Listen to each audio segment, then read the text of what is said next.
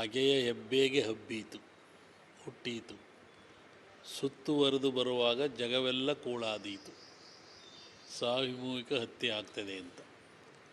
ಅದು ಹೇಳಿದ ಕೆಲವು ದಿನಗಳಲ್ಲಿ ಕಾಶ್ಮೀರದಲ್ಲಿ ಹತ್ಯೆ ಆಯಿತು. ಅದು ಜಗತ್ತಿನಾದ್ಯಂತ ಪ್ರಸಾರ ಆಗ್ತದೆ. ಅಲ್ಲಿ ಶುರುವಾಗಿದೆ ಹೆಬ್ಬೇಗೆ. ಮತ್ತು ಯುದ್ಧದ ಭೀತಿ ಇದೆ ಅದರಲ್ಲಿ, ಹಲ್ಲುಗಳಿಯೋಂಗಿಲ್ಲ. ಮತಾಂಧತೆ ಗೊಂದಲ ಭಾಳ ಹೆಚ್ಚುತ್ತದೆ. ಇನ್ನೂ ಜನಗಳಲ್ಲಿ ಸಾವು ನೋವುಗಳು ಹೆಚ್ಚಾಗ್ತದೆ, ಕಂದಕ ಉಂಟಾಗ್ತದೆ. ಅದು ಯಾರಿಗೂ ಶಾಂತಿ ಕೊಡುವಂಥ ಪ್ರಸಂಗ ಅಲ್ಲ ಅದು. ಅದರಿಂದ ಭೀತಿ ಇದೆ ಅದರ ಮೇಲೆ.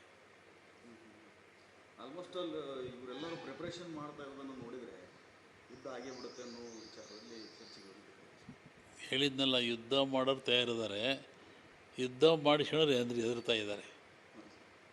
ಅಲ್ಲಿ ಎದುರಾಳಿ ಹಂಗೆ ಇರ್ಬೇಕು ತಾನೆ.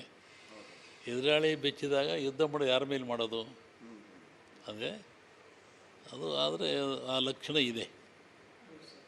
ಆದರೂ ಈಗ ಈ ಹತ್ಯೆ ಹಿಂದೆ ಯಾವ ಧರ್ಮವನ್ನು ಕೇಳಿ ಹೊಡೆಯುವಂಥದ್ದು ಯಾವ ಧರ್ಮ ಸ್ವಾಮೀಜಿ ಅಂತ?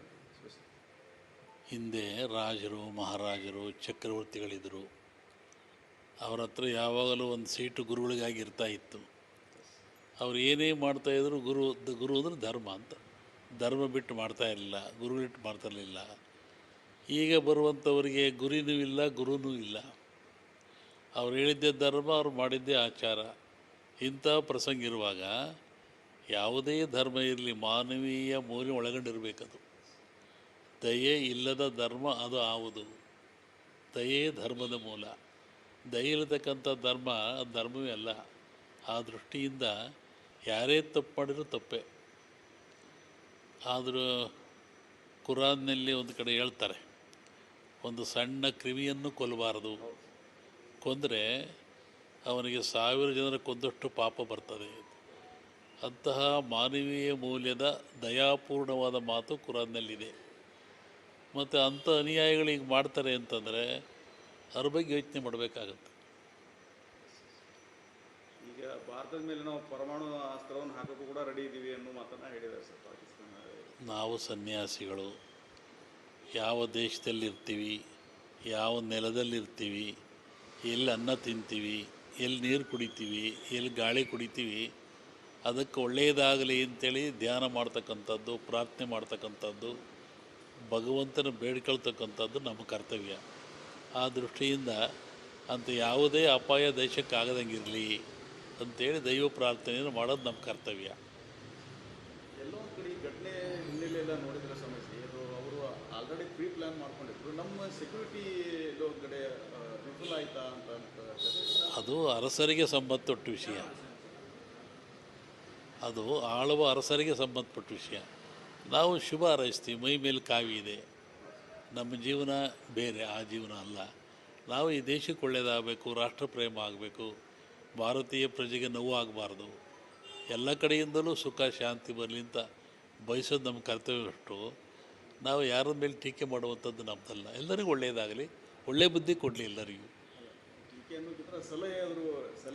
ಹೇಳಿದ್ನಲ್ಲ, ಅದು ಪ್ರಶ್ನೆ ಮಾಡೋ ಅಧಿಕಾರ ನಮಗಿಲ್ಲ. ನಾವು ಯಶವನ್ನು ಬಯಸೋರು, ಸುಖವನ್ನು ಬಯಸೋರು. ಆಳುವ ಅರಸನ್ನು ಪ್ರಶ್ನೆ ಮಾಡೋಕ್ಕೆ ನಮಗೆ ಅಧಿಕಾರ ಇಲ್ಲ. ಅದಕ್ಕೆ ಬೇರೆ ವರ್ಗ ಇದ್ದಾರೆ, ಮಾಡ್ತಾರೆ.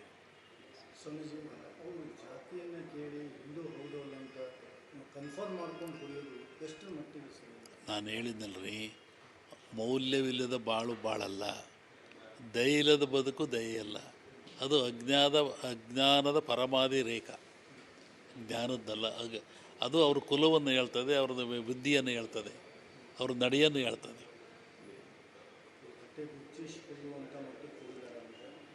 ನಾನು ಹೇಳಿದ್ನಲ್ಲ, ಮೌಲ್ಯ ಕಳ್ಕೊಂಡ ಮೇಲೆ ಅದಕ್ಕೆ ಬೆಲೆನೇ ಇಲ್ಲ. ಅದಕ್ಕೆ ಸರ್ಕಾರ ಇದೆ, ಜನ ಓಟ್ ಕೊಟ್ಟಿದ್ದಾರೆ, ರಕ್ಷಣೆ ಮಾಡಿದ ಸಂವಿಧಾನಬದ್ಧವಾಗಿ ಓಟ್ ತಗೊಂಡಿದ್ದಾರೆ. ಅವರು ಆ ಚಿಂತನೆ ಮಾಡಬೇಕು. ನಾವೊಂದು ಓಟ್ ಹಾಕಿದ್ದೀವಿ ಅಷ್ಟೇ. ಆದರೂ ನಾವು ಸನ್ಯಾಸಿಗಳಾಗಿ ಈ ದೇಶಕ್ಕೆ, ನೆಲಕ್ಕೆ, ಜಲಕ್ಕೆ ಯಾವುದೂ ಆಪತ್ತು ಬರದಂಗಿರಲಿ ಅಂತ ಪ್ರಾರ್ಥನೆ ಮಾಡೋರು, ಭಗವಂತನ ಬೇಳ್ಕೊಳ್ಳೋರು. ನಾವು ನಮಗಿನ್ನೇನು ಶಕ್ತಿ ಇದೆ? ಭಗವಂತ ಕೇಳೋದೇ ಶಕ್ತಿ ನಮಗಿರೋದು. ಭಗವಂತನೇ ಹೇಳೋದು ನಾವು ಅಷ್ಟೇ, ಒಳ್ಳೇದು ಮಾಡಪ್ಪ ಈ ದೇಶಕ್ಕೆ ಅಂತ. ಸ್ವಾಮೀಜಿ ಇದು ಒಬ್ಬರನ್ನ ಒಂದು ಬಿಟ್ಟು ಅದನ್ನು ಬಿಟ್ಟು ಈ ಜಾತಿ ಗಣತಿ ವಿಚಾರಕ್ಕೆ ಸಂಬಂಧಪಟ್ಟಂಗೆ ರಾಜ್ಯದಲ್ಲಿ ಅದನ್ನು ಮಂಡನೆ ಮಾಡುವಂಥ ಸಂದರ್ಭದಲ್ಲಿ ಸಾಕಷ್ಟು ಟೀಕೆಗಳೆಲ್ಲ ಇರ್ತವೆ. ಈಗ ಕೇಂದ್ರ ಸರ್ಕಾರ ಜಾತಿ ಗಣತಿ ಮಾಡ್ತೀವಿ ಅಂತ ಮೊನ್ನೆ ಅನೌನ್ಸ್ ಮಾಡಿದೆ ಬಹಿರಂಗವಾಗಿ. ಒಂದು ದೇಶ ಅಂದಮೇಲೆ ಎಲ್ಲ ಸಮಾಜ ಇರುತ್ತೆ, ಎಲ್ಲ ಜನಾಂಗ ಇರುತ್ತೆ, ಎಲ್ಲ ಜಾತಿಗಳಿದ್ದಾವೆ. ಬಡವರು ಇರ್ತಾರೆ, ಬಲ್ಲಿದಿರ್ತಾರೆ, ನಿರ್ಗತಿಕರಿರ್ತಾರೆ. ಎಲ್ಲರಿಗೂ ನ್ಯಾಯ ಕೊಡುವಂಥದ್ದು ಅರಸಂದು. ಅರಸು ನ್ಯಾಯ ದೃಷ್ಟಿಯಲ್ಲಿ ಮಾಡಿದ್ರೆ ಒಳ್ಳೆಯದು. ಅಲ್ಲ ಇದು ಸರಿ ಅಂತೀರಾ ಸ್ವಾಮೀಜಿ? ಹೇಳಿದ್ನಲ್ಲ, ನೊಂದವರಿಗೆ, ಬೆದ್ದವರಿಗೆ, ಸಮಾಜದಲ್ಲಿ ಕಟ್ಟ ತುದಿಯಲ್ಲಿರುವಂತಕ್ಕಂಥವ್ರಿಗೆ ಅವ್ರಿಗೆ ನ್ಯಾಯ ಕೊಡಬೇಕಾದ್ದು ಅರಸನ ಕರ್ತವ್ಯ. ಸರದೃಷ್ಟಿ ಅರಸ ಕೊಡಲಿ ಅಂತ ನಾವು ಹೇಳೋದು. ಸ್ವಾಮೀಜಿ ಇನ್ನೊಂದು, ಈಗ ಇಡೀ ಜಗದ್ವ್ಯಾಪಿ ಏನೇವಂಥ ಅನಾಹುತಗಳು ಸಂಭವಿಸುವುದಾಗಿರ್ಬೋದು, ರಾಜಕೀಯ ಏರಿಳಿತಗಳು, ಇಂಥ ಸಂದರ್ಭದಲ್ಲಿ ತಮ್ಮ ಎರಡು ಮಾತುಗಳು ಯಾವಾಗಲೂ ಕೂಡ ನಿಜ ಆಗ್ತಾ ಇರುವಂಥದ್ದು. ಜಗತ್ತಿನ ವಿಚಾರದಲ್ಲಿ ಹೇಳಬೇಕು ಅಂದರೆ ಪ್ರಾಕೃತಿಕ ಅಮೌಲ್ಯವಿದೆ. ನಮ್ಮಲ್ಲಿ ಹೋದ್ಸತಿ ಹೇಳಿದ್ದೆ ನಾನು, ಈಗ 4 ಸುನಾಮಿಗಳು ಆಗೋ ಲಕ್ಷಣ ಇದೆ ಜಗತ್ತಿನಾದ್ಯಂತ. ಜಲ ಸುನಾಮಿ, ವಾಯು ಸುನಾಮಿ, ಭೂ ಸುನಾಮಿ, ಅಗ್ನಿ ಸುನಾಮಿ ಅಂತ. ಹೀಗೆ ವಿಪರೀತವಾದ ಹೀಟಿನಿಂದ, ಉಷ್ಣದಿಂದ ಜನ ಬಾಳೋದೇ ಕಷ್ಟ ಆಗುತ್ತೆ. ಒಲೆ ಹತ್ತಿ ಉರಿದರೆ ನಿಲ್ಲಬಹುದು, ದರೆ ಹತ್ತಿರ ನಿಲ್ಲ ಅಂತಹ ಪ್ರಭಾವ ಆಗ್ತದೆ. ಸಮುದ್ರಗಳಲ್ಲಿ ಉತ್ಪತ್ತಿ ಉಗ್ತದೆ. ಗಾಳಿಯಿಂದ ಅನೇಕ ಸಾವು ನೋವು ಆಗ್ತದೆ. ಅರಸನ ಆಲಯಕ್ಕೆ ಕಾರ್ಮೋಡ ಕವಿದೀತು. ಅರಸನ ಅರಮನೆಗೆ ಆಲಯಕ್ಕೆ ಕಾರ್ಮೋಡ ಸವಿದೀತು. ಮತ್ತೊಮ್ಮೆ ಸಾಮೂಹಿಕ ಹತ್ಯಾಗ ಲಕ್ಷಣ ಇದೆ. ಜಗತ್ತಿನಾದ್ಯಂತ ಈ 4 ಸುನಾಮಿಗಳು ವಿಪರೀತವಾಗಿ ಎಲ್ಲವನ್ನೂ ಕಾಡ್ತದೆ. ನೀರು ಉಕ್ಕಿ ಬರ್ತದೆ, ಬಿಸಿಲು ಬರ್ತದೆ, ಗಾಳಿ ಉಕ್ಕಿ ಬರ್ತದೆ, ಬೆಂಕಿಯಿಂದ ಆಗ್ತದೆ, ಜನ ತತ್ತರಿಸಿ ಹೋಗ್ತಾರೆ.